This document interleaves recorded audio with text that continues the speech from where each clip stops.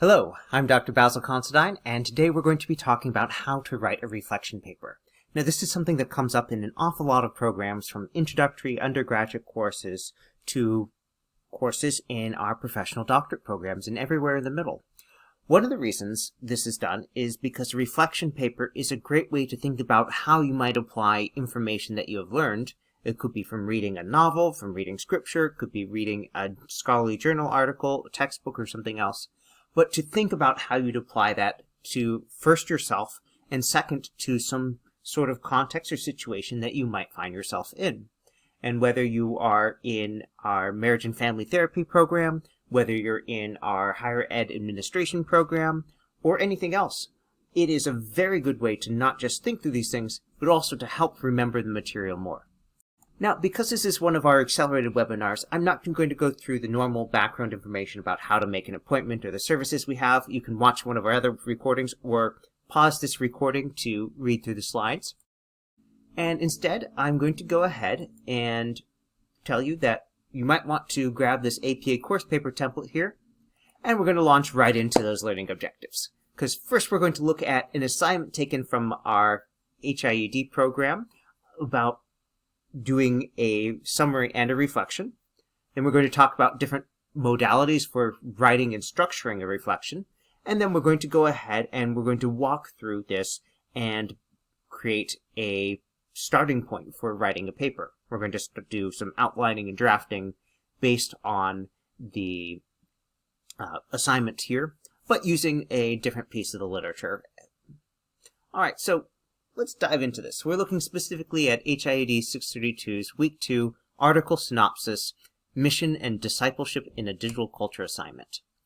Now, if you read this, you'll see that it starts with the preamble saying, oh, you're going to read and reflect on an article. Okay, now with this in mind, you could just go ahead and start reading and like, okay, I know I'm going to reflect on it. But I would recommend before you do that, go ahead and read the instructions and see exactly what they're asking you to do. Because it's not just write a summary or synopsis. Yeah, you do have to do that. But it also says your reflection should state how the article may impact your practice as a student affairs professional. And that's somewhat substantial. 300 to 350 words, that is maybe a page and a third. It's a little bit over a page to a page and a third in length. And so that's enough that you want to have a lot of ideas to work through. Ideally enough that you can pick the best or the ones that you can write about the most as the most impactful. And so if you are taking notes with that goal in mind, you will have your reading process be extra helpful, and you won't have to go back and reread it looking for that information afterwards. All right, if we look at the rubric, it does give us some hints about what should be in that summary. It says, identify the major themes, concepts, and theories discussed by the author. All right. And that personal reflection should state how the article may impact your practice as a student affairs professional. Okay, that one we got earlier. But if we look through this, we see, okay, a third of this paper is going to be, have you written a good summary with doing the things they want. Third is, do you write a good reflection, doing the things they want. And the other third is basically, how well written is it? Do these sentences make sense? Do they flow? Do they free of error? And are they following APA style? Now, something you might want to do here, because it says paper is 2 pages, and I will say that looking at this, it says the synopsis should be approximately 300 to 350 words, and the reflection should be 300 to 350 words. Well, that's looking 600 to 700 words total, and that's almost 3 full pages of double-spaced 12-point Times New Roman font, basically what you get if you're using a course paper template. So I would, if I was taking this specific class, I would send an email to the instructor, say, hello, I noticed that the word count is this, which normally translates to closer to 3 pages. Is the 2 pages as what I should be at, or should I be at 3 pages? It's always good to double check on that, and sometimes you'll find that there is an error, and sometimes you'll be told, oh, well, aim for this. Alright, now if we go ahead and now switch our train of thought. So we know that there's reflection that has to be written. So what should that include? And there are a lot of different modalities that have been proposed for reflections, mostly having to do with particular contexts or applications.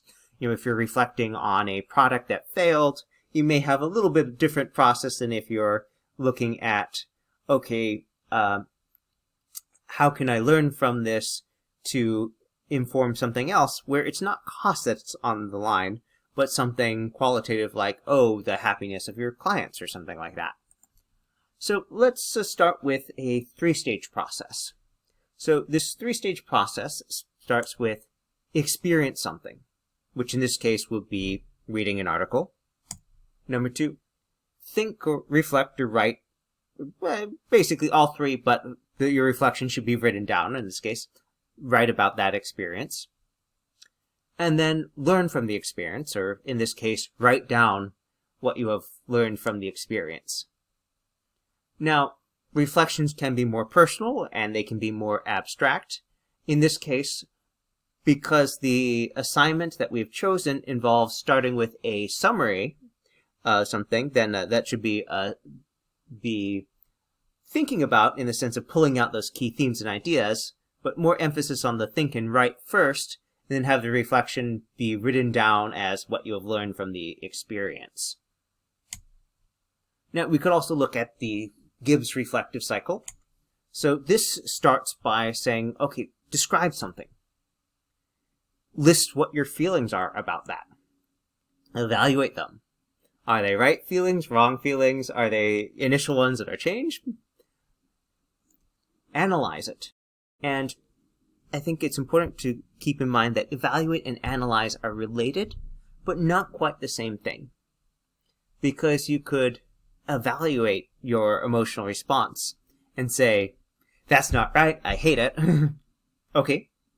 And then say, okay, that's not rational. And you might even say it's not rational and I'm going to avoid it. Or I'm going to not act on it. But the analyze would be more when you're like, okay, so why did I have that?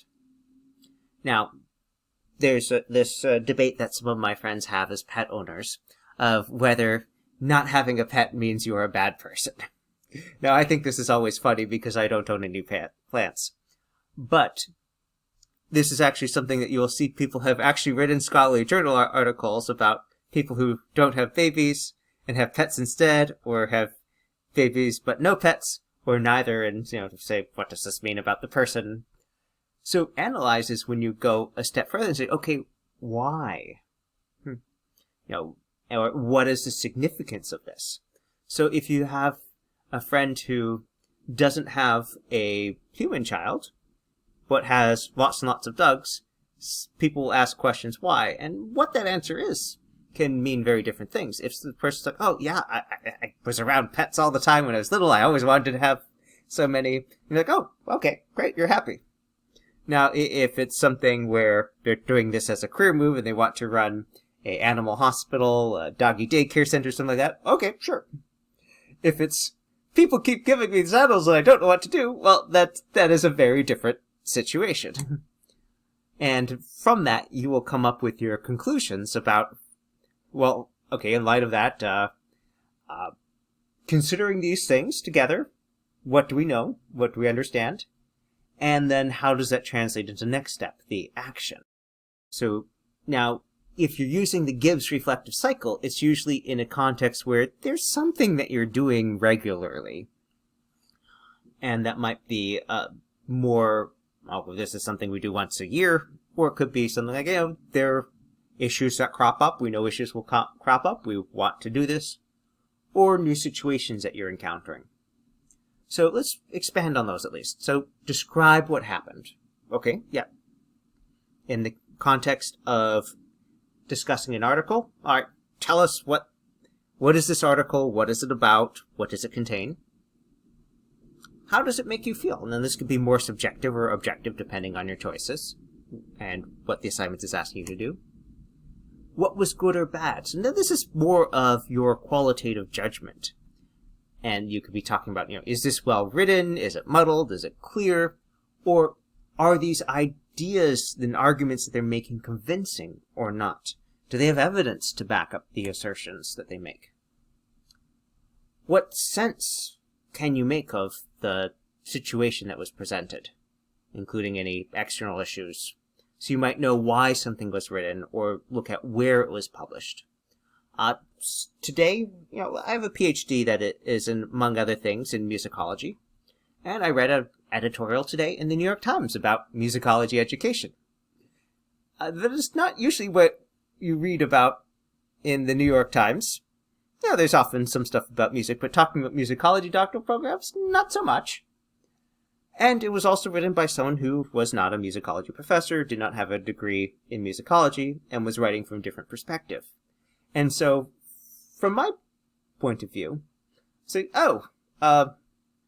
it looks like you're aware of how musicology has been in the past, and about some recent writings. I'm not sure you know about how those doctoral programs work now, which is something that can happen, and would be very different if I said, oh yes, so you're teaching in this program that many other programs are modeling themselves on, and you're talking about the things that aren't working there. That would be a very different, an insider perspective versus an outsider, and you know and understand things differently. And what you know or are able to access knowledge about can be very different.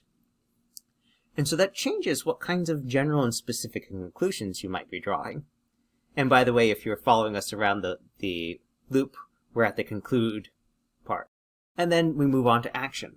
What's next, or what will you do next time? Now, I want to stress that there is no one perfect model for all situations. It kind of does depend on the context, and if you're being asked to use a specific model, you should use a specific model. In this case, either of these would be applicable to the assignment, but you would find that there is a lot of 1 through 3, possibly a little bit of 4, but mostly 1 through 3 in the reflection part. And if we were going back to modality 1, we would have the summary be mostly the experience part. These are the things I found in the reading. And then the reflection and learning would be the reflection paper part. So let's go straight into looking at this. Except we're not going to go ahead, and by the way, grab a copy of the template if you haven't already. We're not going to analyze that specific article because that will be doing someone else's homework, and that's never a good practice. Instead, we're going to look at another piece of writing about, in this case, missionary work. Now, I've selected this in part because it has some parallels with the assignment that we're analyzing, and also because this is something that I remember being debated when I was in seminary. Is the concept of doing missionary work good or bad? And you'll find that a lot has been written. Perhaps you've seen arguments on social media about whether mission trips should be done or not. And there are lots of different perspectives, inside and outside, and lots of different nuances about how you may do it. I will say that this particular article here is talking about something that is alive and well, and that's a great thing to reflect on, because it's entirely likely that you might run into this sort of situation or something like it. Now, I went and grabbed this article from the ACU online library, and I used the cite button, and I got this formatting that you see on the left. Looks good, right? Well, it's got a couple things that aren't quite right, so let's talk about that. First, we want to have the title of the article, Evaluating Missionary Work, be in sentence case, not in title case. And second, that Brethren in Christ, History and Life, and the number 44, so that's Brethren in Christ, History and Life, that is the name of the journal, and 44 is the volume number. We want to have those italicized. So let's go ahead and fix that quick. There we go. Note that the comma in between the Brethren in Christ, History and Life, and the number 44, that comma is not italicized, in that the 3 and the parentheses around it are also not italicized.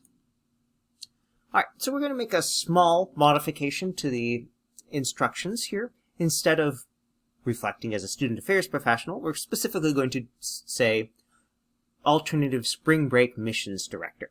Because this is an application that comes up all the time in college settings now, especially if you're at a religious college, and it's something that does cross over into secular areas as well as religious institutions. So let's talk about what was going to go into this. Now I have here a blank copy of our APA course paper template, and the first thing I'm going to do is to clean it out.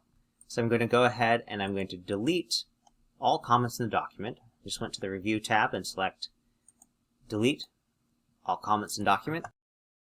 This is a short paper that doesn't require an abstract page, so I'm going to delete that.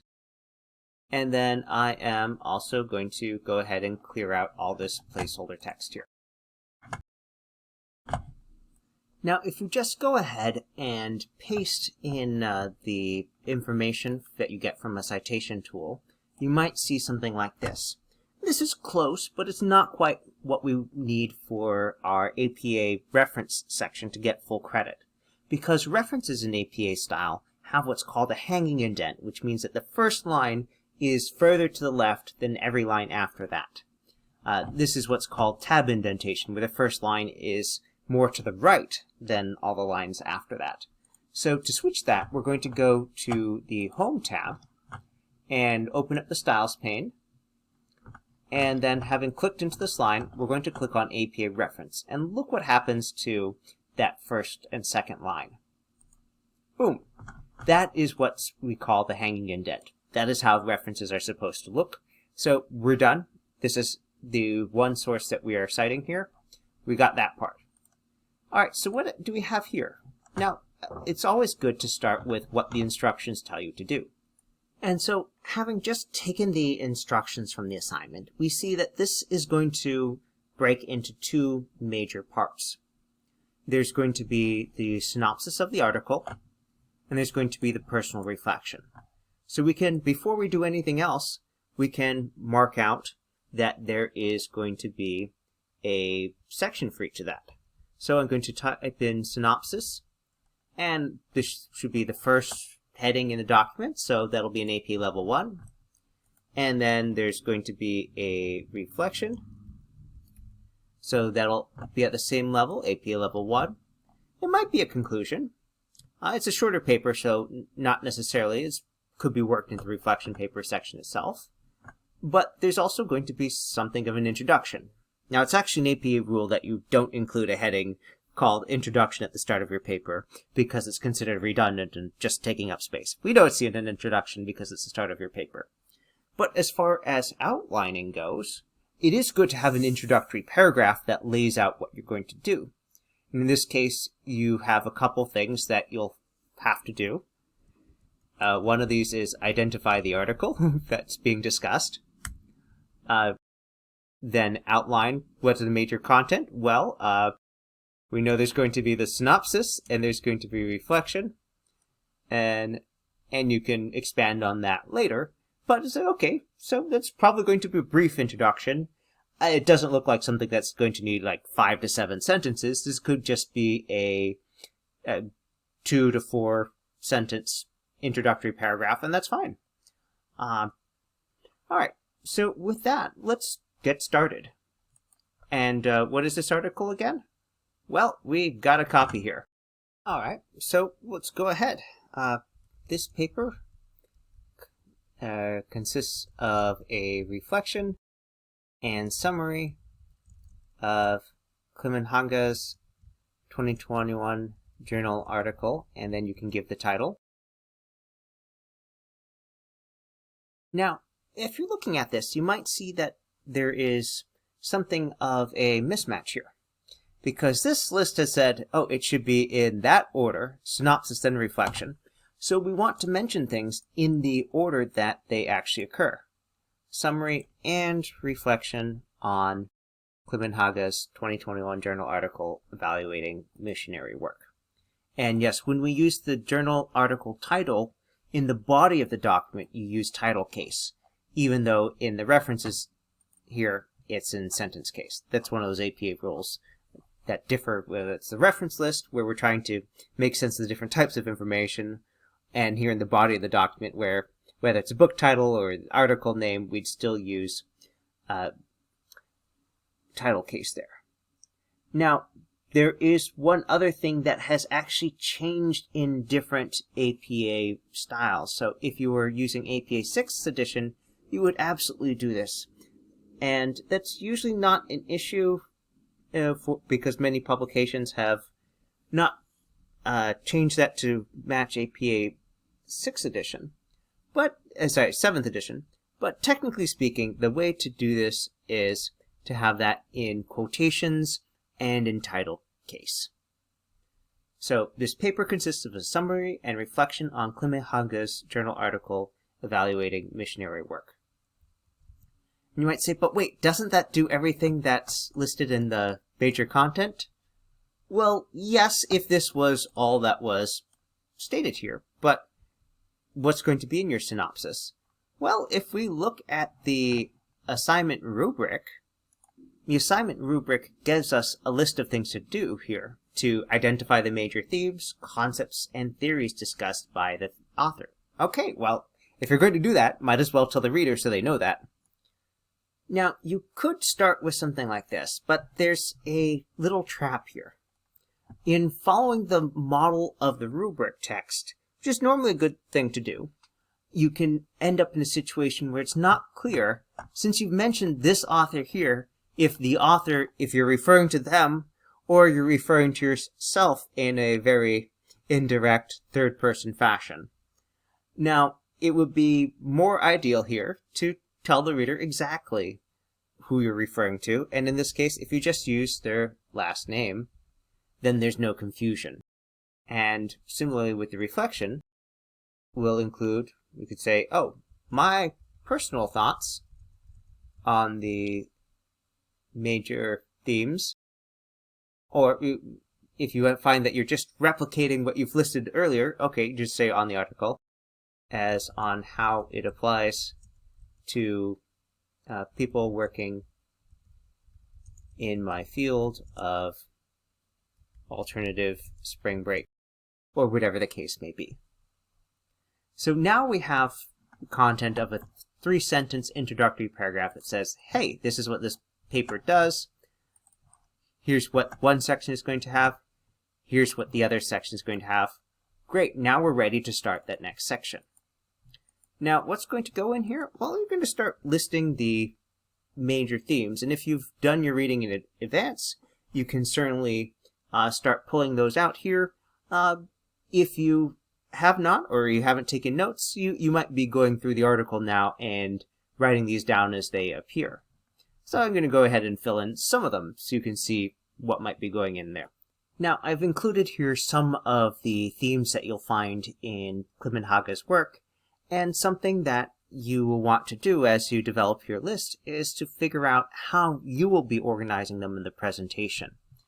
Now, some of this may come from how you've laid this out and said, oh, some of these things are major themes. Okay, all right, well, let me see major themes. And see, yes, that works together. Controversies, maybe as a subset of that, maybe not, depends. And I'll go ahead and I will place this one here as well. So, okay, these are the 4 things I've identified as major themes. And then concepts.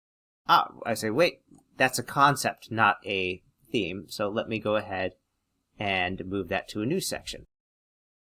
And so on and so forth. Now, you might go ahead and look forward and say, okay, what are the theories? And is there something that's going to be advanced as a theory? Well, yeah, the missionary work is colonialist. That is essentially a theory. And just because you've mentioned it once doesn't mean it won't come back again. And so even though this is a key concept here, that the principles do in and of themselves represent a way of thinking about it, and while you might not describe it in that same way, it's probably going to be coming back as a major part, because there are many pages in that article about it. Now, if we look at this, and I'm going to zoom out just so you can see everything more clearly on one screen, we see, okay, that is definitely something you could write a full paragraph on. Definitely something you could write a full paragraph on, and this looks like a paragraph as well. And pretty soon that's going to get you right around 300, 350 words.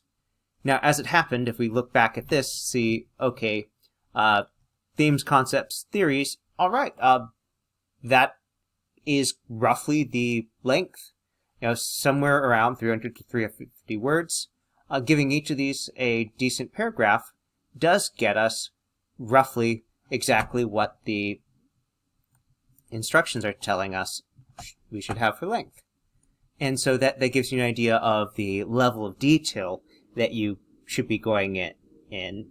Because, yes, you could write many pages about this or that, but based on the instructions for how many words here, we see, okay, well, a couple sentences max for each of these, and then we just run out of space.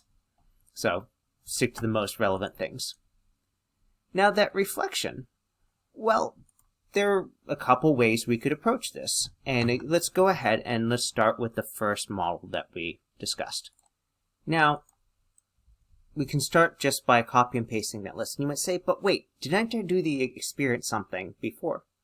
Well, yes, you've summarized the major elements here, but you haven't told us about your experience of it yet. Is this the first time you read it? Have you read it many times? Have you discussed it?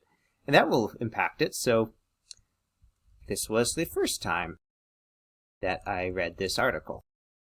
And then tell us about the ideas. So I will say that when I got to seminary, some of my classmates were very much in tune with the ideas expressed that, doing missionary work the way it was done 200 years ago might be a bad idea. And other people ask the question immediately, but wait, what's wrong with that? And so tell us about your experience. Are these ideas new to you? All the ideas? Some of the ideas? Most of the ideas? I don't know. You tell us. And then tell us the other things. And then think, reflect, write. Well, okay, how did it make me feel? Do I like the ideas? Do I see utility in the ideas? And you can write these questions, ask yourself, and then pick the ones that you feel are most meaningful, most relevant to the task. Learn from the experience. What would you do? And you could say, as a long-time alternative spring break planner, I do not feel any personal objection to an alternative spring break mission trip. However, I understand that some students may and want to be prepared for conversations. Therefore, and then tell us whatever that is. Now, to see the utility in the ideas, learn from the experience. Okay. Practical changes?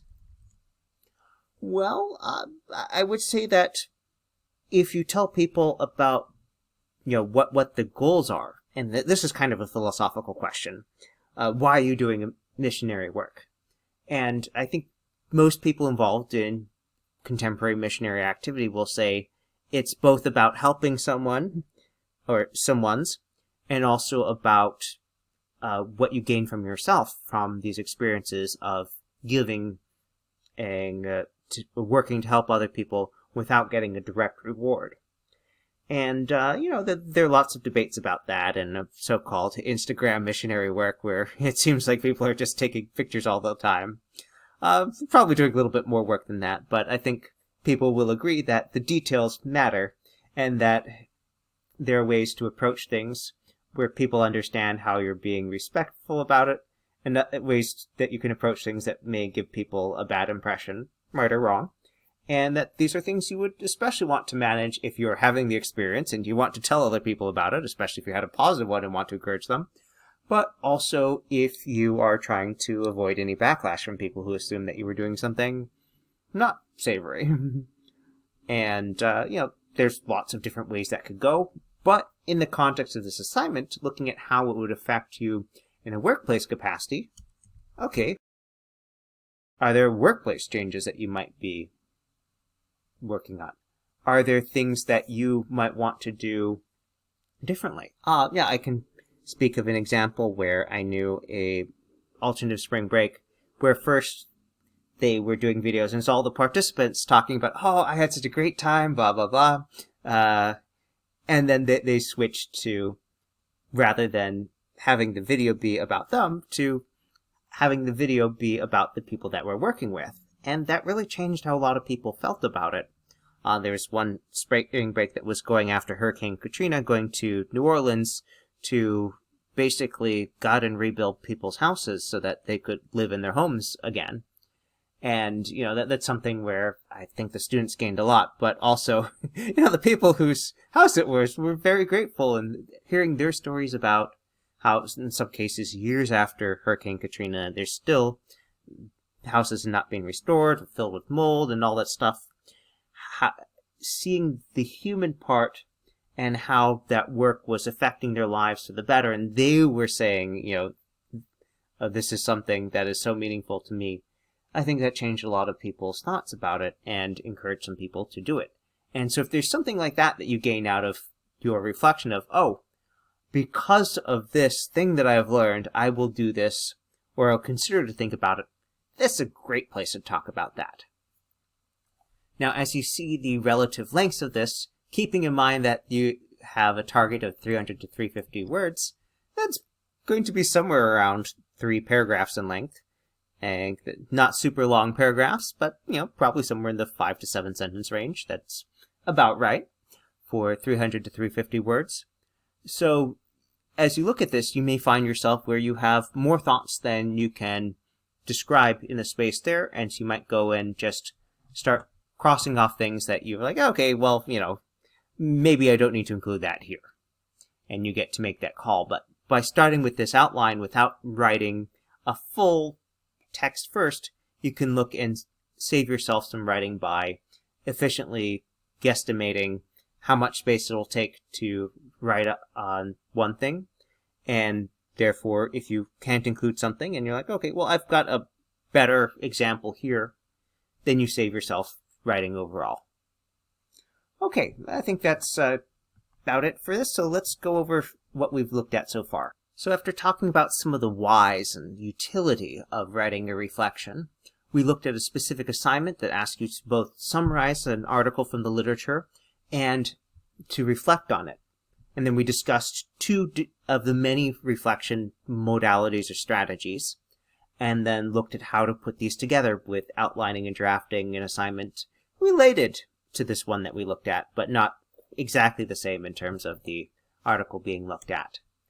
And we also noted as we're talking that this one seems to have a slight disagreement between the word length specified here, 600 to 700 words, and the 2 pages of body content listed here. And so I said, okay, if you're getting an assignment like this, go ahead and email the instructor sooner rather than later, just to check which target you should be meeting.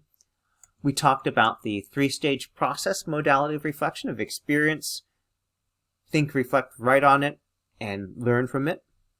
We talked about the Gibbs reflective cycle, describe feelings, evaluate, analyze, conclude, action, and expanded on that. Then we did our outlining drafting, looking at this interesting article by Daryl Klimenhanga. And then with that, I think we're at a finish. So if you have any questions, please feel free to send us an email at onlinewriting@center@acu.edu. We do have several other webinars that explore different reflection assignments, including things like reflecting on the results of an assessment or an IQ test and things like that. To sign up for an appointment, just go to my.acu.edu under the drop-down list of resources, select Online Writing Center, follow the instructions, and you can sign up for an appointment online. And you can visit the Online Writing Center. Again, any questions, feel free to drop us an email. If you're not sure if it's something that's email length or appointment length, just send us an email anyway. And if it's something that we can answer quickly, great, we'll send you a response right back. Something that would merit an appointment, we'll suggest that, and sometimes can even just go ahead and schedule that on your behalf. So with that, feel free to check out our website for more resources and recordings like this. Have a good night.